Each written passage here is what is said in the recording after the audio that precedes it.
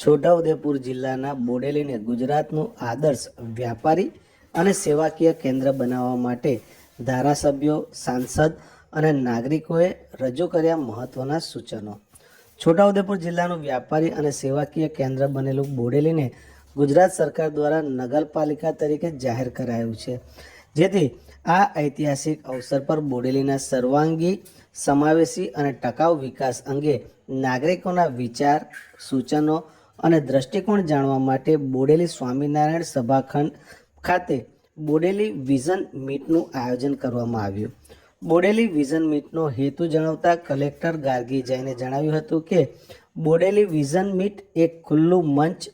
તથા સંરચિત ચર્ચા તરીકે આયોજન કરવાની કલ્પના છે, જેમાં નાગરિકો તથા વિવિધ ક્ષેત્રના નિષ્ણાતો બોડેલીના ભાવિ વિકાસ માટે પોતાના વિચાર,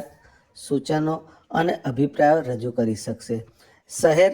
વિકાસમાં નાગરિક ભાગીદારી વધારવી, વિકાસના પ્રાથમિક ક્ષેત્રની ઓળખ કરવી, બોડેલી માટે સામૂહિક દ્રષ્ટિકોણ તૈયાર કરવો, આદિવાસી સંસ્કૃતિ અને સ્થાનિક જરૂરિયાતોને અનુરૂપ સમાવેશી વિકાસને પ્રોત્સાહન આપવાનો છે. બોડેલી વિઝન મીટમાં જિલ્લા પંચાયત પ્રમુખ મલકાબેન પટેલ, સાંસદ જસુભાઈ રાઠવા, ધારાસભ્યો અભયસિંહભાઈ તડવી, રાજેન્દ્રસિંહ રાઠવા, જયંતિભાઈ રાઠવા દ્વારા બોડેલી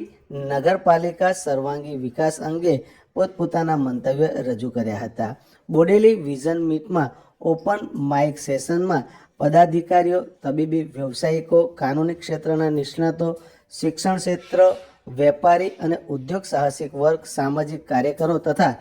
એનજીઓ અને વરિષ્ઠ નાગરિકો, યુવાનો, શહેરના આયોજનકારો, આર્કિટેક્ટ, બોડેલી તથા આસપાસના વિસ્તારના નાગરિકોએ બોડેલી વિઝન મીટમાં બોડેલી નગરના ભવિષ્ય માટેના સુંદર આયોજન માટે શહેરી ઇન્ફ્રાસ્ટ્રક્ચર અને મૂળભૂત સુવિધાઓ, આરોગ્યલક્ષી સુવિધાઓ, શિક્ષણ અને કૌશલ્ય વિકાસ, રોજગાર અને વ્યવસાયિક તક, સ્વચ્છતા, ટ્રાફિક, પરિવહન અને જાહેર સ્થળો, ડિજિટલ ગવર્નન્સ પર પોતાના વિચારો અને સૂચનો રજૂ કર્યા હતા.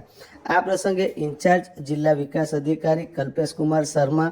નિવાસી અધિક કલેક્ટર શૈલેષ ગોકરાણી, બોડેલી એએસપી હર્ષ શર્મા, બોડેલી તાલુકા પંચાયત પ્રમુખ શીતલ કુંવરબા, બોડેલી પ્રાંત અધિકારી ભૂમિકા રાઓલ તથા વહીવટી તંત્રના અધિકારીઓ અત્રે ઉપસ્થિત રહ્યા હતા.